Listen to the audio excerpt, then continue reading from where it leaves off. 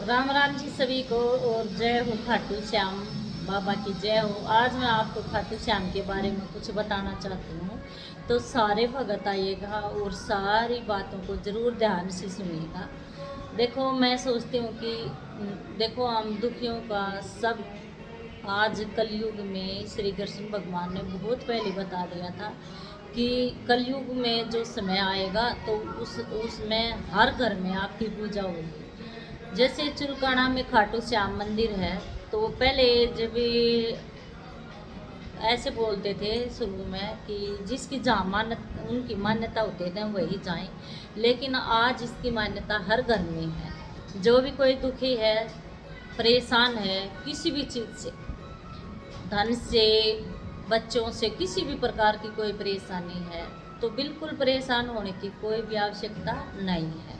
नौकरी के लिए, बच्चों के लिए, गोद भरवाने के लिए हर समस्या का समाधान है खाटू श्याम बाबा चुलकाने वाला। तो आप अगर आप और कहीं नहीं जा सकते तो खाटू श्याम चुलकाना में जाना है आपने। और जाने का रास्ता है, आपने संभाल कर जाना है, संभाल कर पहुँच जाना, जो कि सराने के पास में संभाल का गाँव है।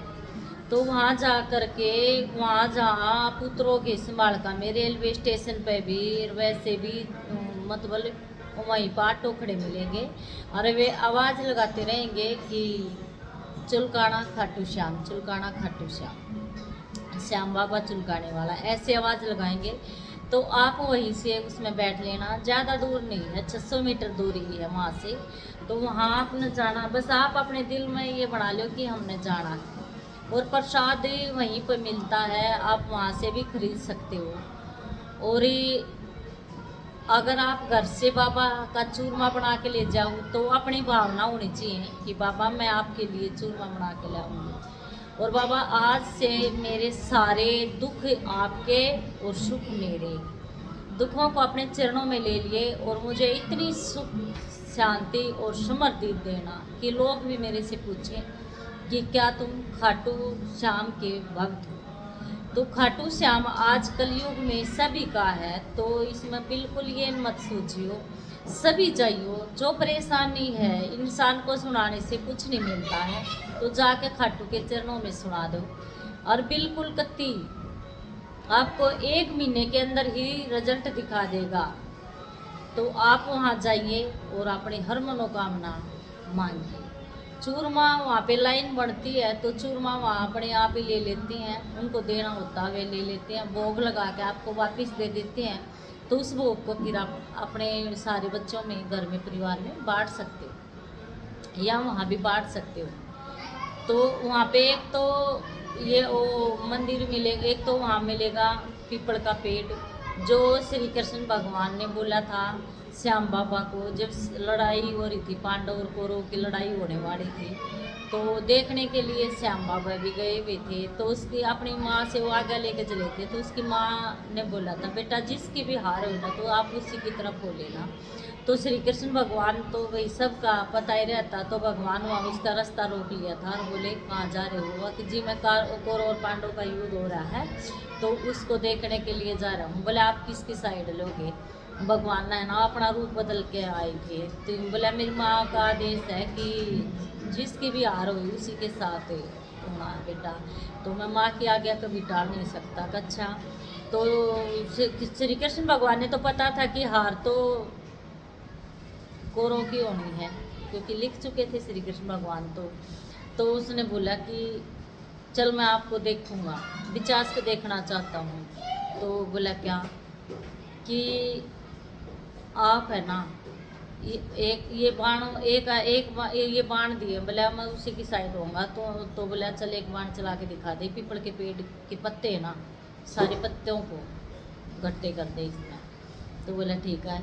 तो उसने एक ही बाण चला था, दो तो उसके पास ही रह गए थे, तो एक बाण चला, पीपल के सारे पत्ते को छीनने आए थे, मतलब उनमें इकट्ठे कर दिए थे, तमाम पत्ते जल गए थे एक ही तीर से।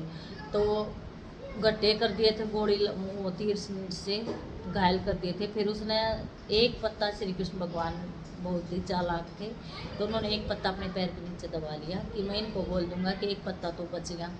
तो सारे पत्तों को जब वो चीरने के बाद में वह आके वो तीर जो श्याम बाबा ने छोड़ा था श्री कृष्ण भगवान के पैरों के ऊपर के घूमने लगा। तो श्याम बाबा ने कहा कि आप पैर हटाइए।